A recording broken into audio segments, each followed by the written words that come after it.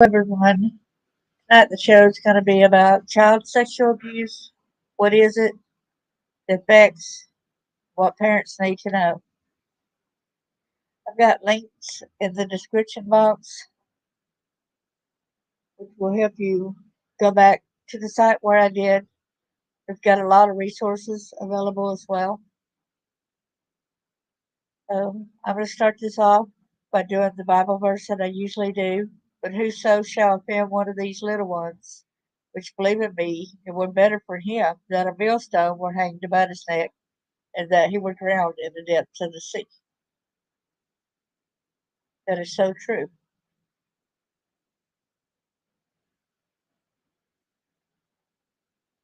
Now I will show the copyright disclaimer under Section 107 of the Copyright Act of 1976. Allowance is made for fair use for purposes such as criticism, comment, news reporting, scholarship, and research.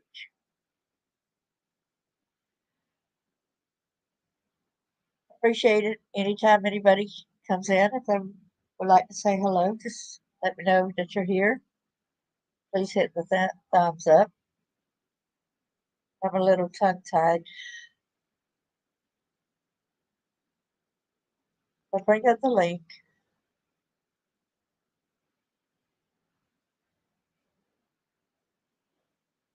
Please bear with me. The allergies are really playing with me today. I like this site. I would like to go back to it and delve into it deeper about what is child trauma, different types and stuff. I think that would be a fantastic study starting off. But I'm going to go ahead, excuse me, discuss what is trauma, sex abuse. Child sex abuse is any interaction between a child and an adult or another child in which a child is used for the sexual stimulation of the perpetrator or an observer. Sexual abuse can include both touching and non-touching behaviors. Non-touching behaviors can include voyeurism, trying to look at a child's naked body, exhibitionism, or exposing a child to pornography. Children of all ages, races, ethnicities, and economic backgrounds may experience sexual abuse. Child sexual abuse affects both girls and boys in all kinds of neighborhoods and communities. Like we said, it don't just happen to one gender. It happens to both. A lot of boys have been taught, well, man up, don't have feelings, don't have emotions. We were told that too, but we actually had avenues we could go to. But the bad thing is the avenues that even us as females, when we tried to, nobody would listen to us. Everybody would shut us down. Everybody shut us up. When you scroll further down, I find this really interesting. This right there it shows about the effects, which we're going to go over in a minute. Following treatments have been shown to be effective in improving trauma-specific outcomes for children and their teens after child sexual abuse or assault. The resources, which there's so many resources that we're gonna go over a little bit, some of it each day of the different ones, because I think that's very important to be very knowledgeable. And then there's the following resources on sexual abuse were developed by external partners and organizations.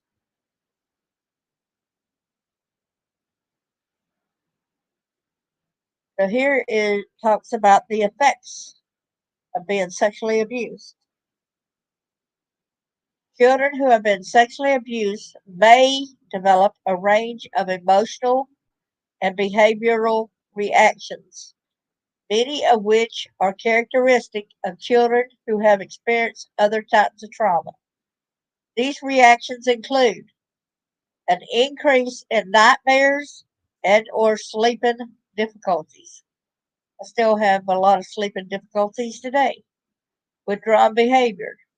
People try to get me out of my house a lot more, and I'm like, no, I just want to stay I guess it has to do with my age too, getting older. Angry outbursts, anxiety, depression, not wanting to be left alone with a particular individual, sexual knowledge, language, and or behaviors that are inappropriate for the child's age. Although many children who have experienced child sexual abuse show behavioral and emotional changes, many others do not. It is therefore critical to focus not only on detection, but you're supposed to focus also on prevention. Got to focus on communication. You go and you teach others what you know, what you've been through, your story, such as. But teaching children about body safety and healthy body boundaries, and by encouraging open communication about sexual matters. There's age specific effects which very young children might engage in traumatic play in which a child reacts some a- aspects of the experience. For example, a child may act out, running from away from a bad man over and over again. The play may or may not be specific to the sexual abuse. You might see other signs of stress, an increase in oppositional or withdrawal behavior, tantrums, or nightmares. The child might engage in age inappropriate sexual behavior, such as trying to engage another child in oral genital contact or stimulated intercourse. Child might talk about her body as being hurt or dirty. Boy, we've been told, that we were dirty, and yet it was them. They were the dirty ones, the adults, these perpetrators, these sickos out there. As children grow into adolescence and develop more autonomy, the difficulties they can get into may be more serious. Teenagers might be more likely to abuse substances or engage in high risk behaviors, including indiscriminate sexual behavior. A teenager avoiding traumatic reminders may withdraw socially. Self cutting and suicidal behaviors are also more common among adolescents. There's long term consequences of it, which is research has repeatedly shown that child sexual abuse can have a very serious impact on physical and mental health, as well as later sexual adjustment. Depending on the severity of and number of traumas experienced, child sexual abuse can have wide reaching and long lasting effects. Those who have suffered multiple traumas and received little parental support may develop post traumatic stress disorder. Read that again. Those who have suffered multiple traumas and received little parental support may develop post traumatic stress disorder, depression, and anxiety. And yet, the parents, a lot of times, when they are the perpetrators, and then they're like, something's wrong with the child, something's wrong with the child. Yeah, your behavior, what you're doing to the child, things that you're not supposed to do to a child, but you are. Their ability to trust adults to take care of them may also be jeopardized. Sadly, when children do not disclose sexual abuse and or do not receive effective counseling, they can suffer difficulties long into the future. As one child expressed it, abuse is like a boomerang. If you don't deal with it, it can come back to you. On the other hand, children who have the support of an understanding caregiver and effective treatment can recover without long term effects.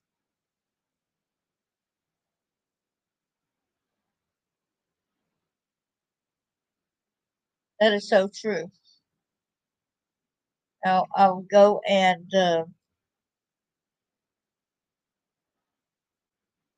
share screen again.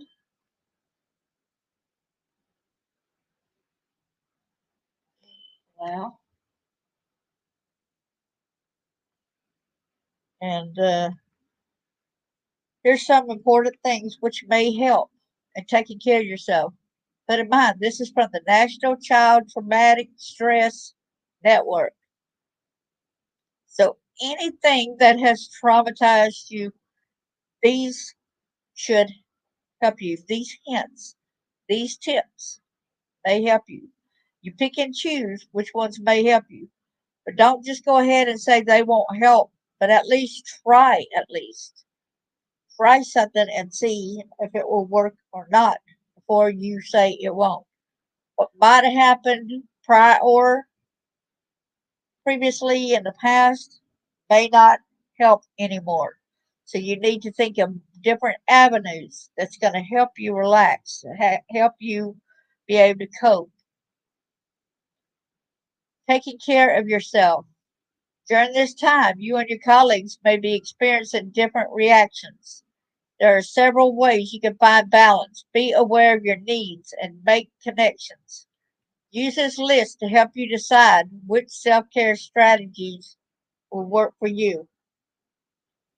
Practice brief relaxation techniques during the day, such as stretching, such as getting on the bed some of the time and just take deep breathing, focusing mainly on your breathing. If any other thoughts get into your head, try to not think about that and just focus on you breathing, focus on what you're around. There's little senses that you can focus on, like what do I see, what do I smell, what do I hear, what I'm touching, like a soft cover. That can help you deal with things a lot easier. I'm no way a therapist. I am a survivor, and I'm getting this out there as ideas, which may help others. Check in with other colleagues or other people that you may know, other friends. Don't go to the ones who are abusing you. Do not go to them. They are not the safe ones. Prepare for worldview changes that may not be mirrored by others in your life. Okay, increase leisure activities, stress management, and exercise. Like I said, stretching is really good. Going for walks is really good if you do it in a safe environment. Kids, make sure that you got somebody walking with you because it is not safe anymore. Even with teenagers nowadays, it seems like there's always a risk of something happening. Even women, even though we're adults, it's kind of dangerous for us to walk alone. Pay extra attention to health and nutrition. Self monitor and pace your efforts. I would say it'd be really good to keep a journal on what you decide you're going to be doing. And you could even go to the website like this and get the information out and put it in a notebook. And you could check off what really helps for you. Print it out. Print several of them out. It may help you. This checklist may help you. Okay, you got to really remember to maintain your boundaries. You delegate, say no, avoid getting overloaded with work. Or basically, when you're a child, getting overloaded with somebody getting too close to you. You got to learn to say no. I had watched something on the news the other day, and it said some of the people that actually got away, like it was like 70 something percent, I believe, had got away basically by turning, yelling, running, kicking the person's shins, leaving. Do not get into the vehicle with whoever, no matter what they might try to say or do. Not unless it is somebody that you're supposed to be in the vehicle with. Pay extra attention to rekindling close interpersonal relationships. Practice good sleep routines. Well, that's something I really need to do. I'm very bad about doing that. A lot of times I just go to bed when I feel so tired, but I do have sleep problems, and I have tried that, and so some of that might not work for me. But I do need to try more relaxation, like the deep breathing, and focus on my breathing, like inhaling and exhale. Just take a note of my surroundings, without any thoughts trying to get away from me, and relaxing my body in different spots, from my toes and then move it on up to my toes and my feet. Relax all that. Just go a little bit at a time and do that kind of stuff. You will be amazed of what may help you. Make time for self reflection. Make time to think on things. Make time to make sure you give yourself positive affirmations. Because the world is so cruel enough. They love putting people down, making them feel worse about themselves. Make sure you go back and you tell yourself some positive affirmations. Find things that you enjoy or that make you laugh. Does a good comedy make you laugh? Does old slapstick cartoons make you laugh? YouTube videos with children laughing or watching cat and dogs play on the internet, acting silly, and all of a sudden make you burst out laughing. Whatever it is that helps you laugh, be sure you do it. Sometimes I even laughed about when I think about some of the bad people in my life, and I think, huh, they were trying to get rid of me, and yet I'm still here today. So I laugh about that. I don't feel sorry about that. Instead, I just kind of laugh like they thought that they won, and they didn't. Find things that you enjoy or that makes you laugh, like I said. Participate in formal help if extreme stress persists for greater than 2 or 3 weeks. You're not going alone. There are actually people that do care who would look to help. Increase your experiences that have spiritual or philosophical meaning to you. Well, I know that I would not have survived had it not been for the good Lord above. The good Lord above is what brought me through. So I would, and I focus on some of the times what had helped me through as a teenager. Keep a journal to get worries off your mind, which of course there's other people around your house. Make sure that they respect your privacy. Make sure to hide it in areas where you know it won't be found, by your parents. If you're going through something bad, they are being the perpetrators of what's going on wrong with you. Access support from colleagues routinely by sharing concerns, identifying difficult experiences, and strategizing to solve problems. Stay aware of limitations and your needs. Recognize when one is hungry, angry, lonely, or tired. That is what HALT stands for. Hungry, angry, lonely, or tired, and taking the appropriate self care measures. Increase activities that are positive. Practice religious faith, philosophy, spirituality. That kind of goes inside the pair what it says, where increase experiences that have spiritual or philosophical meaning to you. Spend time with family and friends. Learn how to put stress away. You can even compartmentalize it. Say, well, I got so much on my plate right now that just gonna put this up on a shelf right now and not even think about that. No matter what, think of you deal with what's more pressing at the moment. What's more important for you to deal with to do. Write, draw, paint, artwork, crafts, expressions. That's a good way to get a lot of your stressors out. Limit caffeine and substance use. Think of self care as having three basic aspects. The first step is to seek awareness. This requires you to slow down and focus inwardly to determine how you are feeling, what your stress level is, what types of thoughts are going through your head, and whether your behaviors and actions are consistent with the who you want to be. Balance is the second step to seek balance in all areas of your life, including work, personal and family life, rest, and leisure. You'll be more productive when you had opportunities to rest and relax. Becoming aware of when you are losing balance in your life gives you an opportunity to change. Final step is connection. It involves building connections and supportive relationships with your coworkers, students, friends, family, and community. One of the most powerful stress reducers is social connections.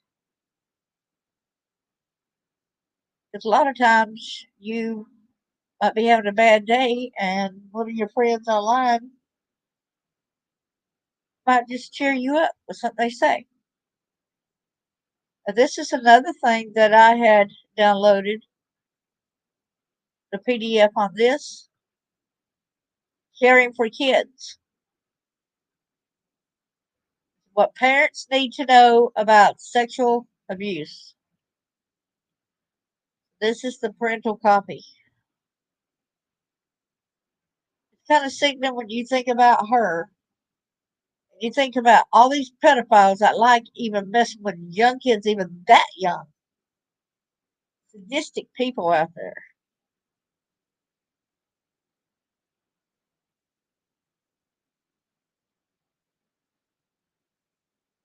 And it said this was developed by the Child Sexual Abuse Committee of the National Child Traumatic Stress Network, comprised of mental health, legal, and medical professionals with expertise in the field of child sexual abuse.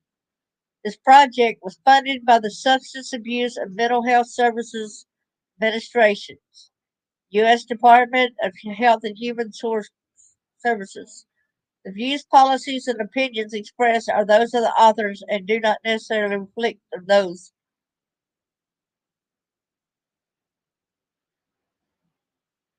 And it's establishing Congress in 2000.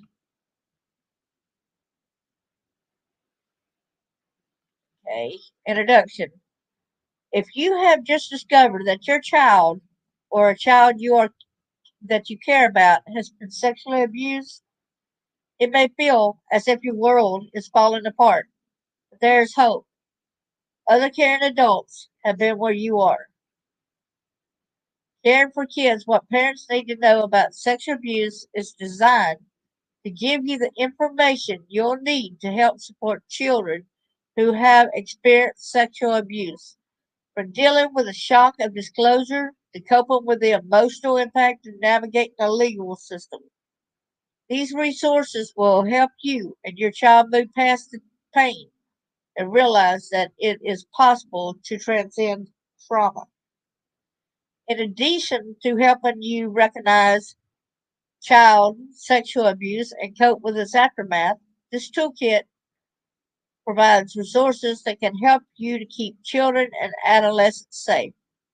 Caring for Kids includes information on understanding sexual development in children and on how to talk to children about sexual issues and body safety, as well as information for teens on acquaintance rape and how to reduce their risk of victimization.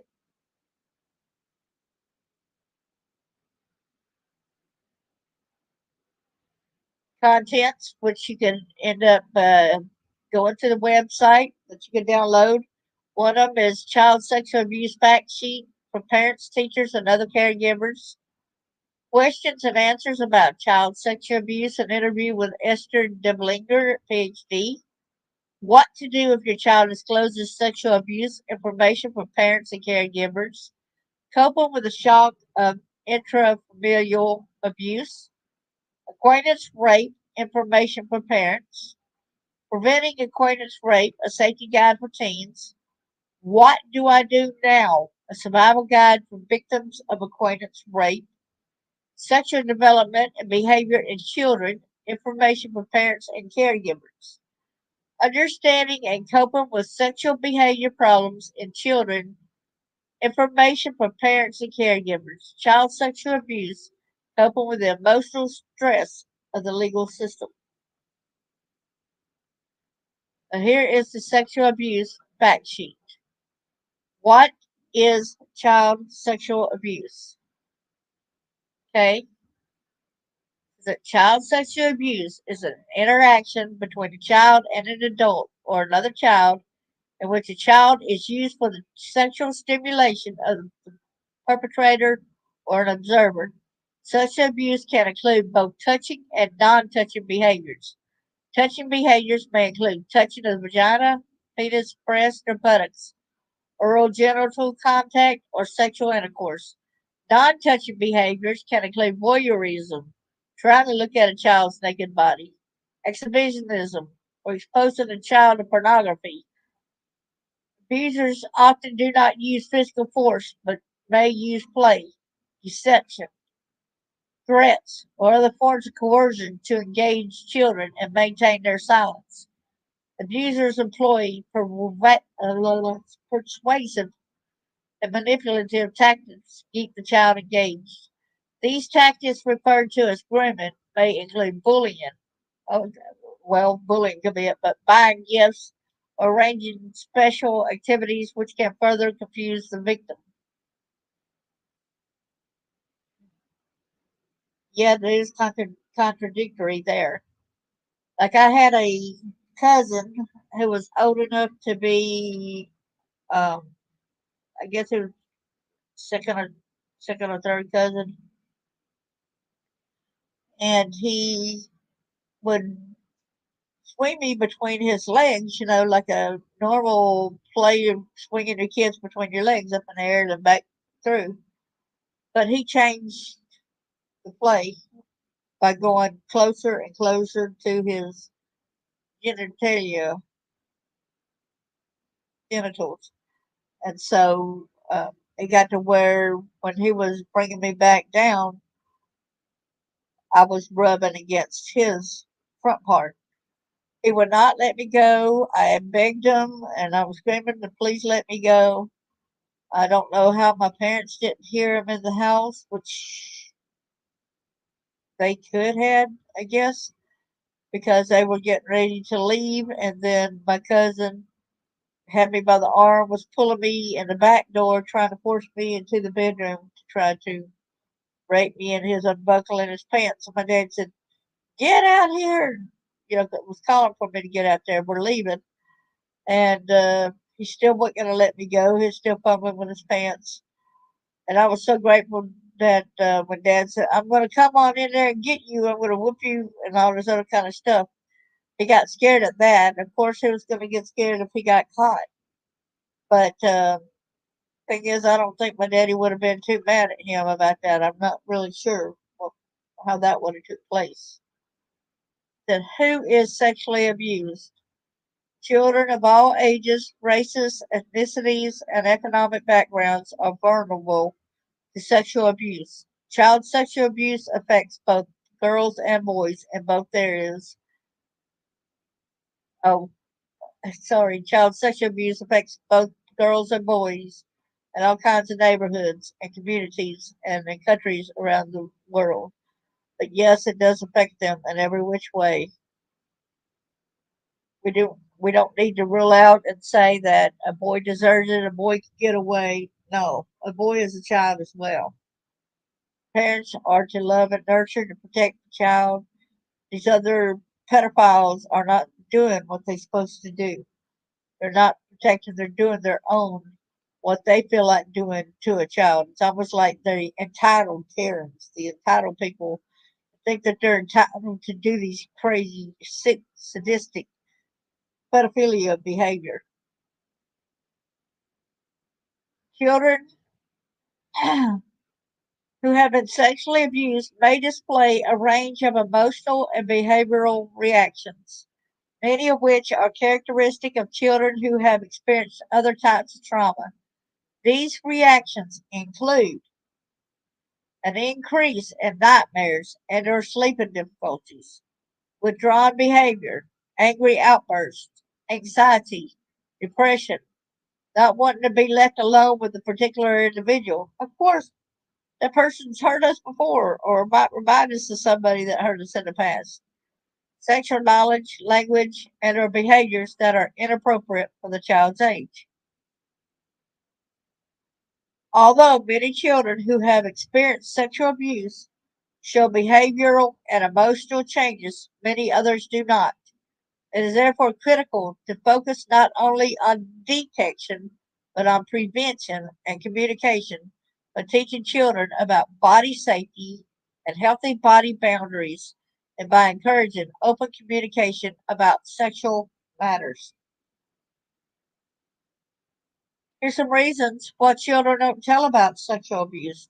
A lot of people say, well, why didn't you tell? Why didn't you tell? You don't feel safe a lot of times. That's why I didn't. I didn't know who to tell. I didn't know who I could trust. So let's see what this says, okay? There are many reasons children do not disclose being sexually abused, including threats of bodily harm to the child and or the child's family, fear of being removed from the home, fear of not being believed, shame or guilt. If the abuser is someone the child or the family cares about, the child may worry about getting that person in trouble. In addition, children often believe that the sexual abuse was their own fault and may not disclose for fear of getting in trouble themselves. Very young children may not have the language skills to communicate about the abuse or may not understand that the actions of the perpetrator are abusive, particularly if the sexual abuse is made into a game. But you gotta look also like children like Joe Clyde Daniels, who went missing. He was autistic. He wasn't able to talk, to communicate. So what if there's people, kids like that were sexually abused, and you're telling them to talk? Are they going to be able to express themselves? So maybe by anger, getting people's attention by being a little unruly or something. That might be the only way somebody listens to them. Otherwise, nobody's going to listen to and try to figure out what's really going on. Hey there, Anna. Good to see you. Thanks for coming.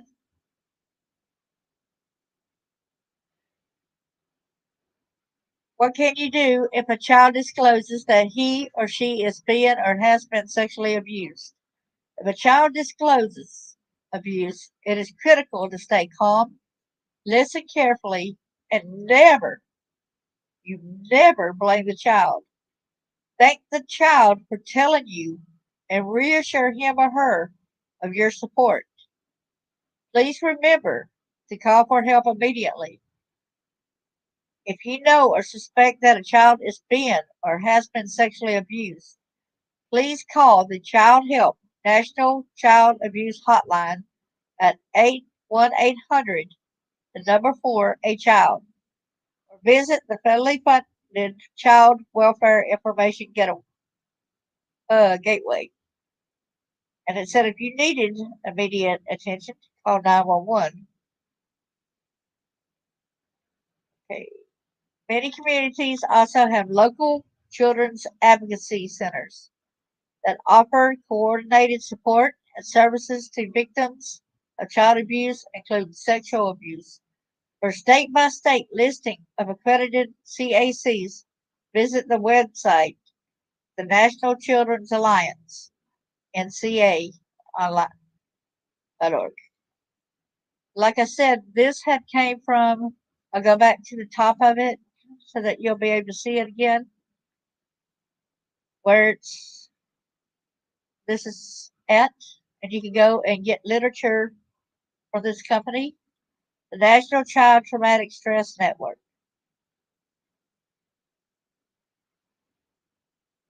You're a victim too? I'm so sorry that you had to deal with that. I am a victim as well. They didn't know the signs. Yeah, making pedophiles normal now. Yeah, I hate a lot of things that's going on.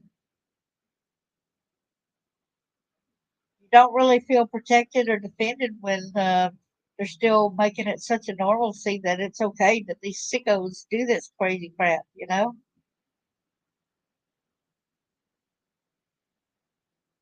I know it must have bothered your mom when she found out, did it?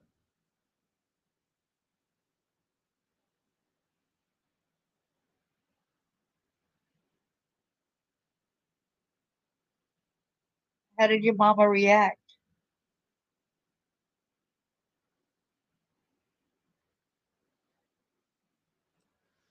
If you don't mind, you don't have to say it. I won't say it. I'll read it on that. You know. but I know it must have been hard on her. My parents were my perpetrators.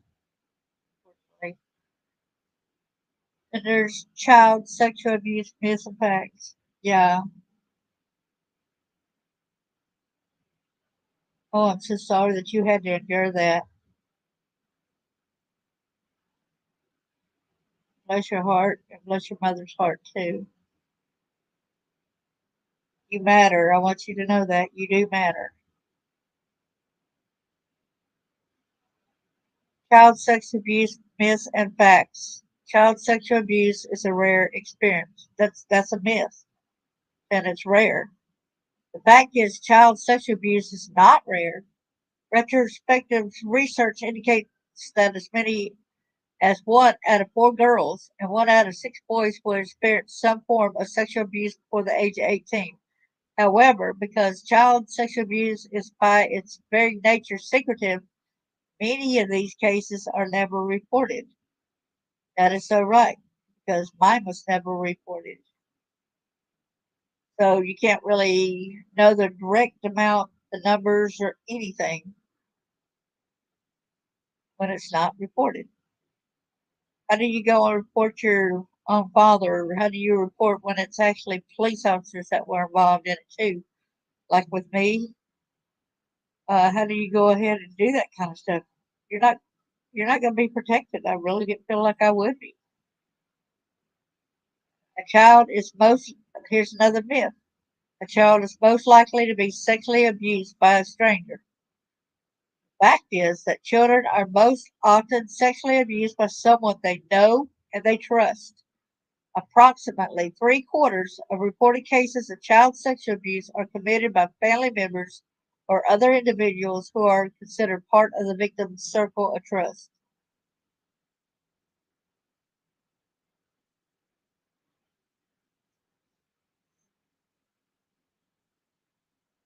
Okay. So you want me to go ahead and read it then? So it's okay? So it happened to you with and your dad's brother's the pig. And as a teenager, you didn't want to feel. I did try to do alcohol and stuff, but it did not help me out any.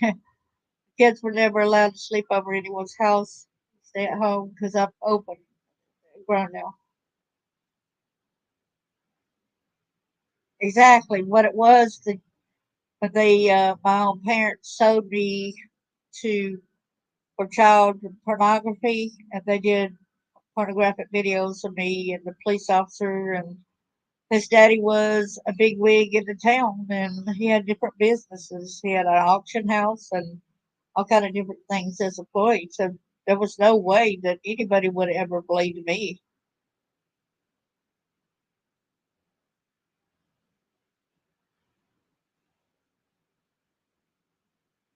Glad you stopped that, but 19. I'm glad also that you are survived from it, that you have survived from it, and that you protected your kids from any of this happening. I used to be a little bit ticked off at a lady because I would want her to, let her kids come over and play with me. I was hurt, my trust thing, whatever, was as a friend thing. But now, as I got older, and I realized a lot more about what her protection was about.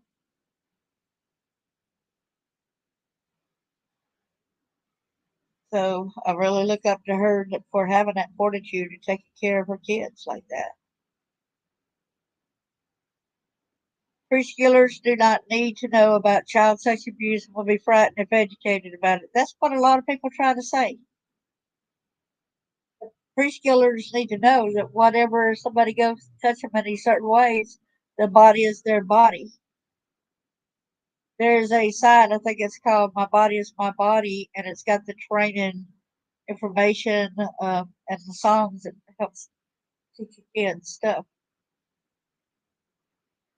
Numerous educational programs are available to teach young children about body safety skills and difference between okay and not okay touches. These programs can help children develop basic safety skills in a way that is helpful rather than frightening. For more information on educating young children, see Let's Talk About Taking Care of You, an educational book about body safety for your children, available at hopeforfamilies.com. Let's Talk Book information.html.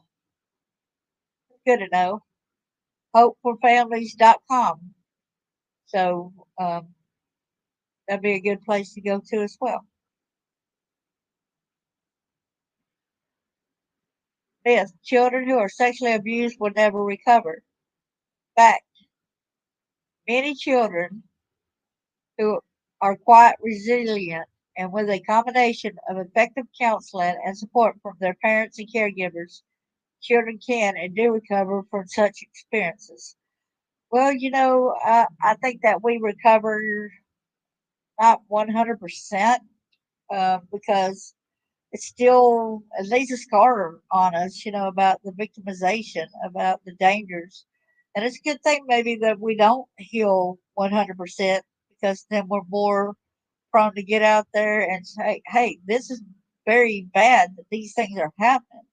If it was a thing about never healing, I mean, if it's a thing that'd be okay that say, oh, children are resilient, they can heal, that's kind of BS in itself too, because it does leave a scar there. There is an impression that's there at any time that a person is traumatized, such as this.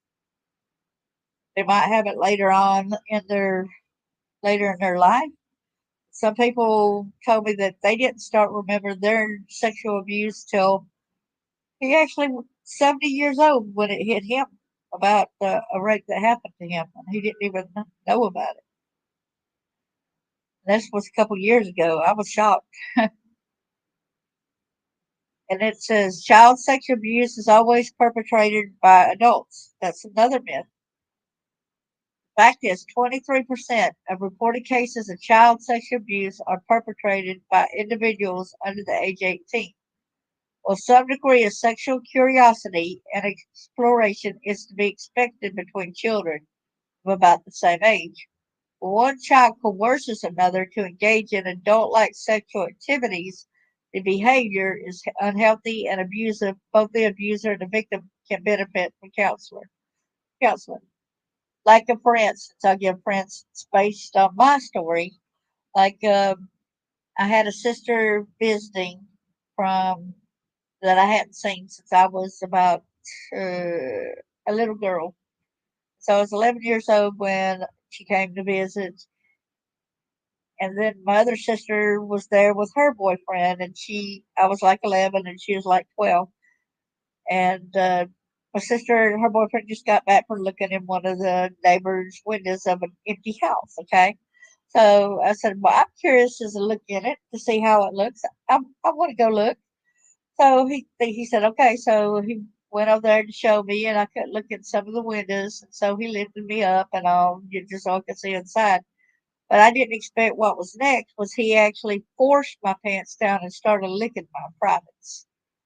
And I was like, what? And I was like, no, no. And I was fighting him and everything, but wasn't a dang thing I could do. Then my sister, she rounded the corner and seen what he was doing to me, and she was mad at me and blaming me. Yet I was doing my best about fighting him off of me.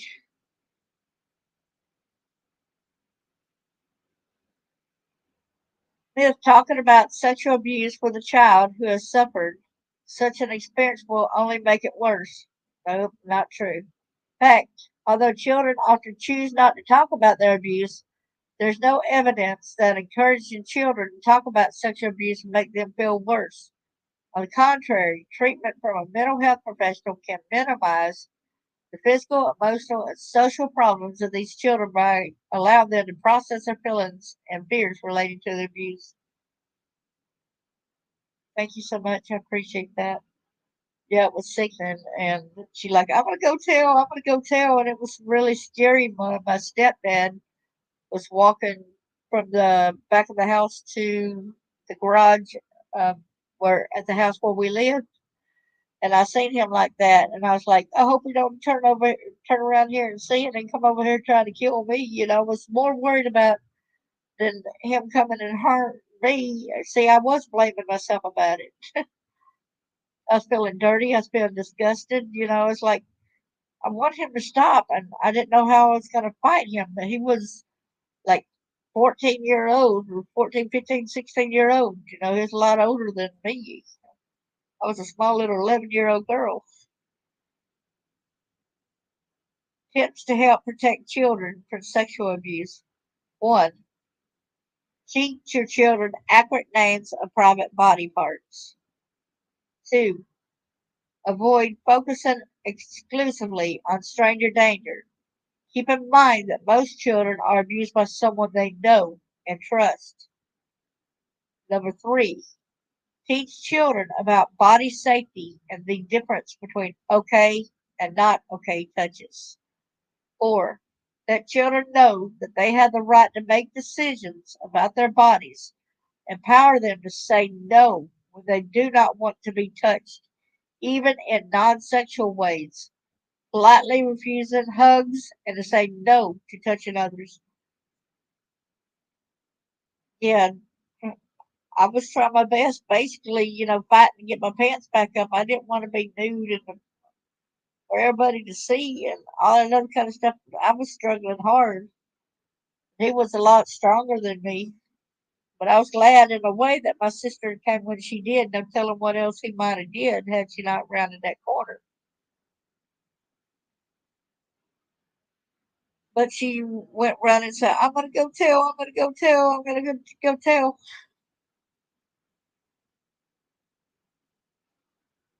So right there, it's saying like if your kid does not want to hug an adult, don't force them into hugging an adult. It's okay for them to say no. Let them know it's okay for them to say no, and you accept it.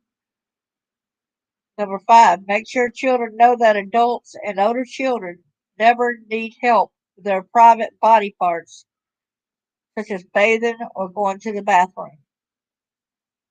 Number 6, teach children to take care of their own private parts, bathing, wiping after bathroom use, so they don't have to rely on adults or older children for help. Number 7, educate children about the difference between good secrets like surprise parties, which are okay because they are not kept secret for long, and bad secrets, those that the child is supposed to keep secret forever, which are not okay. These bad things that were done to you, it's not okay to keep it a secret. Number 8, trust your instincts. If you feel uneasy about leaving a child with someone, don't do it. If you're concerned about possible sexual abuse, ask questions. Children are most often sexually abused by someone they know and trust. Yes. So here's the references that it went by, where it's like Centers for Disease Control and Prevention. It's got U.S. Department of Health and Human Services and all that. And go further down. Now here's questions and answers about child sexual abuse. There's an interview with Esther Deblinger, PhD. She said, "What is sexual abuse? Sexual abuse is an interaction between a child and an adult or older child in which a child is used for sexual stimulation of the perpetrator or an abuser. Sexual abuse often involves direct physical contact, touching, kissing, fondling, rubbing, oral sex, or penetration of the vagina or anus. Sometimes a sex offender may receive gratification just by exposing himself to a child or by observing or filming a child removing his or her clothes. Offenders often do not use physical force, but may use play, deception, threats, or other coercive methods to engage youngsters and maintain their silence. What may seem like at first a small little thing, a lot of times their anticipation, the crimes get a little bit worse with times. Where at first it might have been like a tickling game, and then it could be a tickling further down game, and then it could be uh, lead to very sadistic abuse, which I'm not going to go there at the moment, but it does usually intensify. When would you consider sexual activity between two children abuse? Actively, in which there is a clear power difference between them, and one child is coercing the other, usually to engage in adult like sexual behavior, generally will be viewed as abuse. This is very different from behavior in children of about the same age that reflects normal sexual curiosity and mutual exploration, such as playing doctor. Frequently, frequency and risk. How common is sexual abuse among children at different ages? Sexual abuse affects both boys and girls of all ages from infancy through adolescence. In fact, this is a problem that directly affects millions of children across all social, ethnic, religious, and cultural groups around the world. While the overall rates of child sexual victimization seem to have declined since 1993, children and adolescents are still more likely than adults to suffer a sexual assault. Like I said, with my parents putting my naked body on a kitchen table when I was age 2, my mother had sold me to a guy, to a grown man, not a kid. She was right there watching. My daddy was right there watching while this all took place too, while he did his act. Sickos. Are any particular children at increased risk? Unfortunately, child sexual abuse is very common. All children are vulnerable. However, some children may be more likely to be victimized because sex offenders often target children who seem more vulnerable and less likely to tell, such as those who suffer emotional, developmental, or physical challenges. Research suggests sexual abuse is even more common among those children. I said these children, but I said those. Who are the most common perpetrators? The majority are male, although a small percentage is female. Sexual offenders are not dirty old men or strangers lurking in alleys. More often, they are known and trusted by the children they victimize. They may be members of the family, such as parents, siblings, cousins, or non relatives, including family friends, neighbors, babysitters, or older peers. There's no clear cut profile of a sex offender. Some offenders were sexually abused as children, but others have no such history. Some are unable to function sexually with adult partners, and so they prey on children, while others also have sexual relations with adults. Child sexual abuse is so hard for most people to comprehend that we want to believe it only happens when an offender is under the influence of alcohol or drugs. But that's not usually the case. Very frequently, abusers are repeat offenders, and a significant percent are adolescents. Yes, my mother sold me from when I was age 2. Yes, ma'am. Thank you so much. Lots of hugs to you as well. You didn't deserve what happened to you either. So I use it as my mission because of what happened to me and all this. I know that I've got to get out there because it happens too often. Hi, Cash. Mother, so yeah. Watching this is having a break from erg and listening to music, but sending positive energy to all. Thank you so much, Cash. It says prevention is the key. Is there any way to prevent abuse? The answer: there are many actions that we can take as a society to reduce the prevalence of child sexual abuse, although it is probably not possible for any parent or caring adult to guarantee a child's protection. Child sexual abuse is a problem that breeds in secrecy, so simply speaking openly and publicly about it will enhance efforts at prevention. It is critically important to educate our children. They need to know that their bodies belong to them and that they don't have to go along with everything an adult tells them to do. It is important to teach children the proper names for their genitals. I remember when I was growing up, we always were told, you got to do what an adult says. If they tell you to do this, you got to do it. Anybody that's older than you got to do what they say. I remember all that, man. I remember how we were told children were to be seen and not heard. We must encourage them to feel comfortable talking to their parents about their bodies without embarrassment and teach them what kind of touching is okay between a child and an adult and what is not. Parents should explain to children that offenders may try to trick them into keeping the not okay touching a secret. It is important that we help them to understand the difference between secrets and surprises. We can remind children not to keep secrets and that no matter what an offender might say, it's okay for the child to tell. Finally, when children are brave enough to disclose sexual abuse, it's important that we respond by doing everything we can to protect them, enforce the laws against the perpetrators, and offer effective medical and mental health care. We can help children to recover from such experiences and protect other children in the processes. Yeah, same here. And the thing about um, what's so sad about this day and age, that there was actually this rapist that raped this girl when she was a teenager, right? And then she ended up pregnant. Okay. Okay, thank you. I appreciate that, Cash. And the bad thing about it is she ended up getting pregnant and having a baby.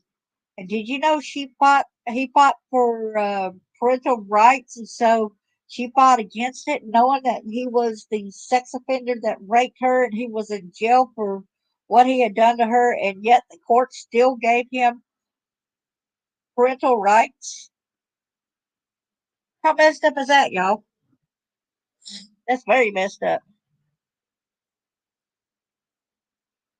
So she has to deal with that rapist the rest of her life, all because she had a child with him.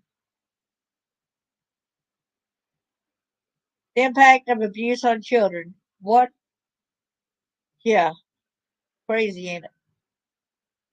What is the psychological impact of child sexual abuse? In short term, it's not unusual for a child to develop some post traumatic stress reactions that will respond to treatment. Others, particularly those who have suffered multiple traumas and receive little parental support, may develop post traumatic stress disorder, depression, and anxiety, which a lot of times they now call it a little bit different because post traumatic stress disorder is usually for military people. So they say the CPSD is chronic PTSD because we have to deal with that since we were a child. The ability to trust adults to take care of them may also be jeopardized. Sadly, when children do not disclose sexual abuse and or do not receive effective counseling, they can suffer difficulties long into the future. As one child expressed it, abuse is like a boomerang. You don't deal with it, it can come back to you. On the other hand, children who have the support of an understanding caregiver and effective treatment can recover without long term effects. See, and I even wrote a book about it and it's at Amazon. I wrote a book about the different abuse that happened to me. Even got it about where my stepmom held me down while her son raped me when I was a teenager, and me getting pregnant about that and what all happened with that deal as well. Okay. So the next question says, what are the signs of post-traumatic stress reactions? Three types of symptoms occur with post-traumatic stress reactions. Hyperarousal means that the child is nervous and jumpy, has a heightened startle response, and may react more strongly to any anxiety producing situation. Like I remember sometimes because of the loud noises, all of a sudden when there was a loud noise at when I was at a flea market, Also, somebody scooted a table across the floor and it made a loud sound. And I just turned around and I screamed. Thank you so much. It's at Amazon. It's under Darlene J. Clark. Shattered Innocence is the name of it.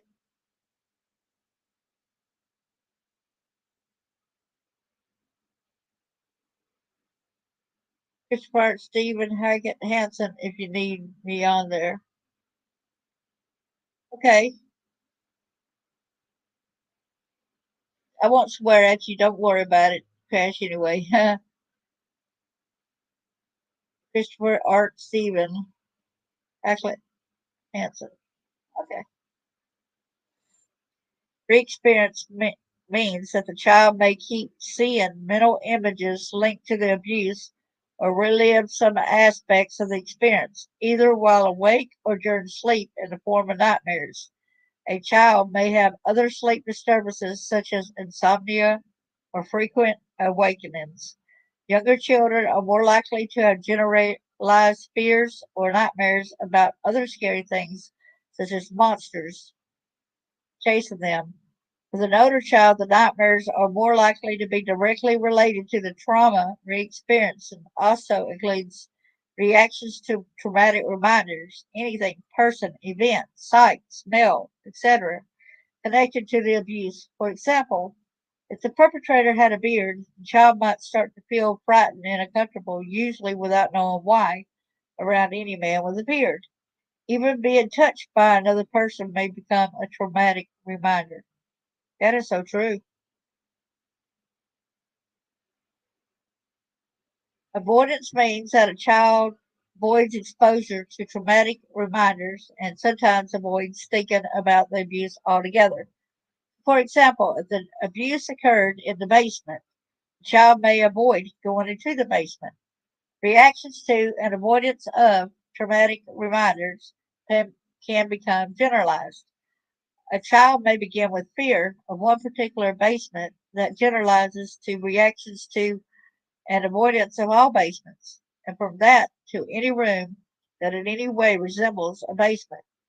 Avoidance can seriously restrict the child's activities, an important reason to seek help early. Like one of the times I was beaten so badly and I was putting up underneath a house, which I don't have this one in my book, and somebody had rescued me out from underneath the house. And I was beaten so bad, putting that box up underneath there, left to die, and this person rescued me. Said that the police showed up at the hotel room about 3 days later, and so this was my evil stepmom. Excuse me, my dad was done dead.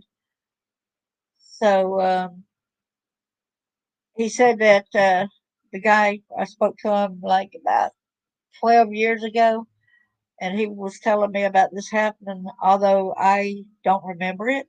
Got a block, still blocked it there for me. I see bits and pieces, and that's why I brought it up asking him. I seen some them being pulled out from underneath the house in the box and stuff. I seen the top coming off the box, and I seen you know two two men right there that was helping me. And anyway, when he told him about told the police, said that look at the bruises all over her body. She couldn't walk. I had to tote her out. They beat her. They left her to die up underneath the house. Said, well, she's got custody of her, so then the police just took me back over there. Really come and tickle my feet. Mom would hit it with the broom. Uh, went to the zoo and the gorilla is in a cage, and I say, you can.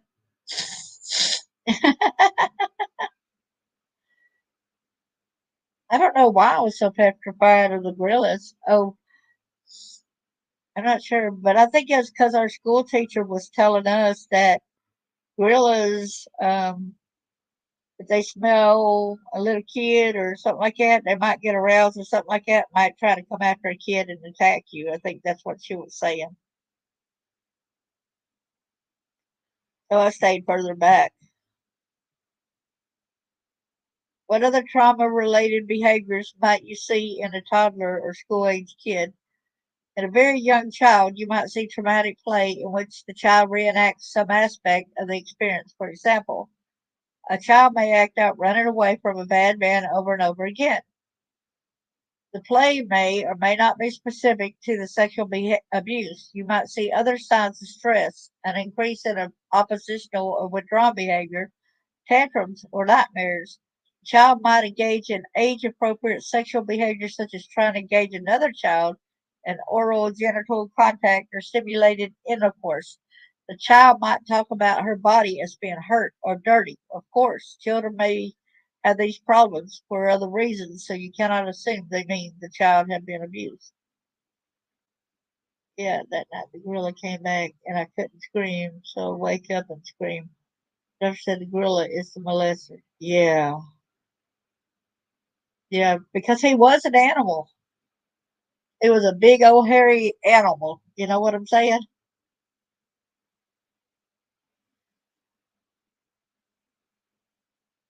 Like a lot more powerful, and then he is like a monster.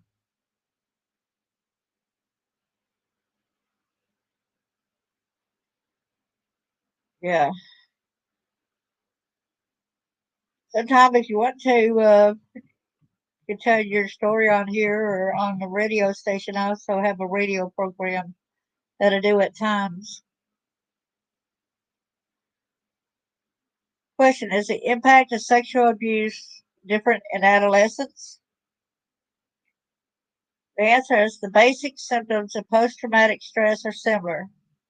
No, I don't want these notifications. Get out of my way. But as children grow up and develop more autonomy, the difficulties they can get into may be more serious. Teenagers have more access to substances, so to cope with hyperarousal and re experience them, they might be more likely to abuse substances. High risk behaviors might also include indiscriminate sexual behavior. A teenager avoiding traumatic reminders may withdraw socially.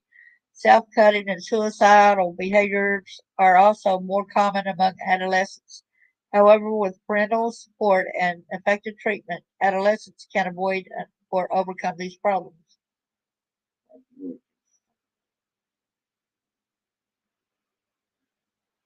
Just, yeah, it's very badly, and then the police didn't even help me at all. Instead, they took me back to the abusive home. They didn't protect me. They knew what had happened. They knew I had the bruises all over me and everything, and they took me back. And I wondered a lot of times, I used to find safety up underneath the house. And I wonder what stopped me from starting to go hide up underneath the house and everything. And now I go back and think that that's probably what stopped me from going up underneath the house and hiding now, you know? That's probably exactly what scared me so bad and I wouldn't go back under there ever again. I didn't understand because that was always my go to spot. Thank you. But you know, they tried to kill me, but I survived, so I kind of it's a kind of like my ha ha moment. Like you tried to kill me, it didn't work, so ha ha. You know what is the long term impact of sexual abuse? Research has repeatedly shown that child sexual abuse can have a very serious impact on physical and mental health, as well as later sexual adjustment. Depending on the severity of and number of traumas experienced, child sexual abuse can have wide reaching and long lasting effects on an individual's physical and mental health. Sexual abuse also tends to occur in the presence of other forms of child maltreatment and life adversity. The adverse childhood experiences study documents that the more traumatic experiences one had, more likely one is to have problems with substance abuse, depression, anxiety, and has some chronic physical conditions. You know what, girl? We're lucky to be alive. We're lucky we're surviving. We survived it. Really true. Primers here. Here's discover and abuse. What should a parent do if sexual abuse is suspected? Although this is not easy for a concerned parent, it's important to remain as calm and supportive as possible. A parent should grill a child for every detail or ask numerous questions. Reassure the child that he or she is not to blame and ask a few gentle, open ended questions or prompts. Tell me more about that. Who did that? Where were you when that happened? Parents may contact a mental health professional with expertise in child trauma, or alternatively, a pediatrician may help parents determine if their suspicions are reasonable. Also, every state has a child protection agency that will take a report and launch an investigation if warranted. Many states have laws that require persons who have reasons to suspect child abuse to report their suspicions to Child Protective Services.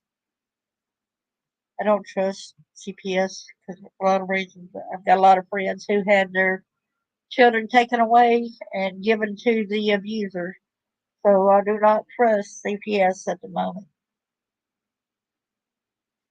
Question: is it common for children not to tell even their parents that they've been abused? Delayed disclosures are common and are not a reflection of a poor parent-child relationship. Sometimes children will say that they didn't want to hurt or upset their parents because they loved them so much. Child sexual abuse is, by its very nature, secretive. It almost always occurs when the child is alone with the offender. An offender may directly threaten physical harm to the child or beloved family members if he or she tells. Of course, the child with promises, gifts, or other verbal persuasion. It's common for children to blame themselves, fear punishment, or be afraid that they will not be believed. A child may feel embarrassed and ashamed. The avoidance, which is part of post traumatic stress reactions, may make a child simply try to forget what happened. Many children who have experienced sexual abuse grow up before they tell anyone about what happened. Well, plus the perpetrator, a lot of times they say, "Look what you made me do. If you want this, it's all your fault because of you. It's all your fault. They'll believe me over you," and all this other kind of stuff. It's all your fault. You're just a dirty kid. You're nasty. Some things my daddy would say was, "You're even a mistake to God." Healing and recovering together. Question: does every child who is sexually abused need treatment? The answer: at the very least, sexual abuse is very confusing for a child. Often there's an investigation that requires the child to speak to a police officer or other professional. It's helpful for parent and child to have support from a mental health professional and assistance in understanding the abuse and reactions to it. In many cases, a child may need lengthy, intensive therapy, but it's helpful for the child and parent to sit down with a trained professional and talk through what has happened to make sure the child understands and feels safe talking about his or her feelings. Children may blame themselves or hold other unrealistic ideas or beliefs about the abuse, cognitive distortions that may need to be corrected. Parents may also benefit from talking to a professional who can assist them in overcoming the distress naturally associated with discovering that their child has been sexually abused.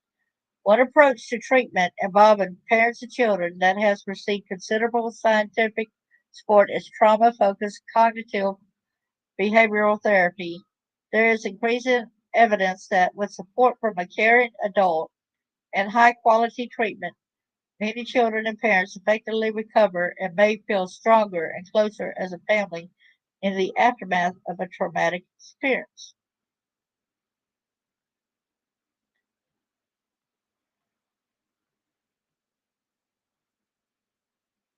Then there's suggestion readings for theirs. It said, it's my body. Then it is my body is private. Please tell the child's story about sexual abuse. Your body belongs to you. talk about taking care of you, an educational book about body safety. There's different references right there as well. It goes into her. I think we can leave it at that, and then we can get to the next. Leave this part for another day because I think we did go into a lot of different avenues today. I want to thank you for coming today, and if you ever want to reach out to me, I'm Darlene J. Clark, even at Facebook. Say God bless to you.